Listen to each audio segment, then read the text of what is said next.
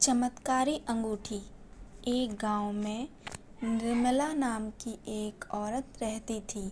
निर्मला की एक बेटी थी जिसका नाम काजल था और उसके पति के गुजर जाने के बाद घर की सारी जिम्मेदारी उसके सर आ गई थी। वो दूसरों के घर में काम करके अपनी बेटी का पेट पालती थी।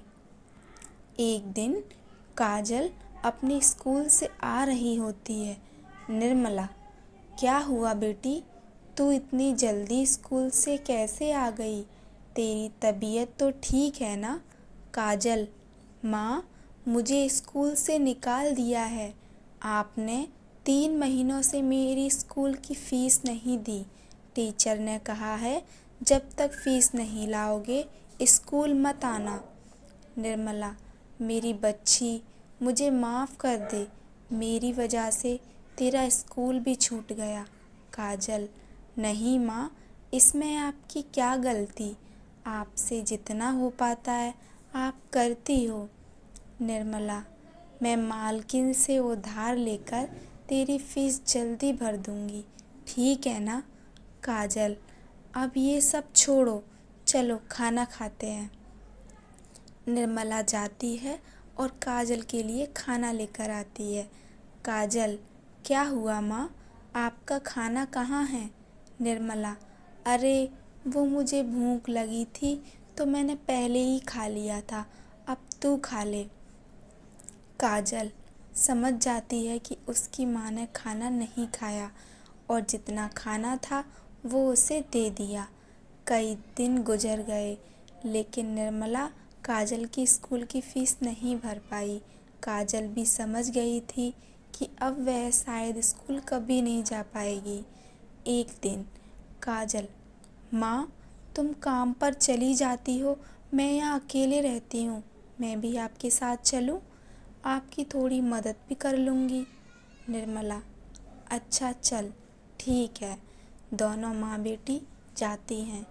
उन दोनों को देखकर अनीता, जिसके यहाँ निर्मला काम करती थी, कहती है, अरे निर्मला, ये कौन है?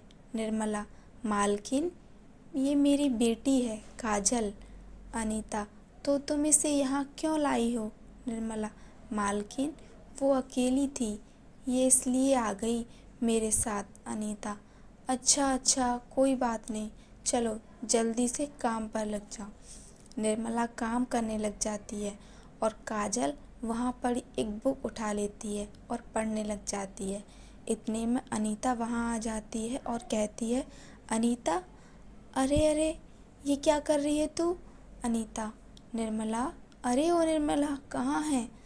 निर्मला, जी मालकिन, कहिए।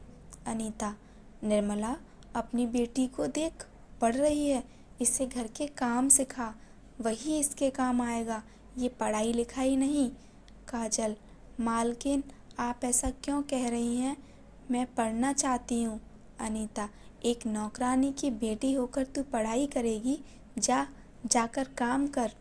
निर्मला चुपचाप काम करने लगती है लेकिन उसे अनीता की बातों का बहुत बुरा लगता है। वो काम करके घर पहुंचती है और माँ लक्ष्मी के सामने जाकर रोने लगती है। निर्मला रोते हुए, मैंने ऐसी क्या गलती कर दी जिसकी सज़ा मेरी बेटी को मिल रही है? मैंने अपने पूरे जीवन में कभी किसी के साथ कुछ गलत नहीं किया, किसी के साथ कोई छल नहीं किया, फिर भी मैं अपनी बेटी को अच्छे से पढ़ा नहीं पा रही, उसे ढंग से 2 वक्त का खाना नहीं दे पा रही। तभी उस मूर्ति से आवाज़ आई, मूर्ति, निर्मला, तुम परेशान मत हो। मनुष्य को जीवन में अनेक कठिनाइयों का सामना करना पड़ता है, लेकिन आज तुम्हारी सारी परेशानियों का अंत हो जाएगा। तभी एक बहुत तेज रोशनी में एक जादुई अंगूठी सामने आ जाती है। निर्मला, माँ, मैं इस अंगूठी का क्या करूँगी?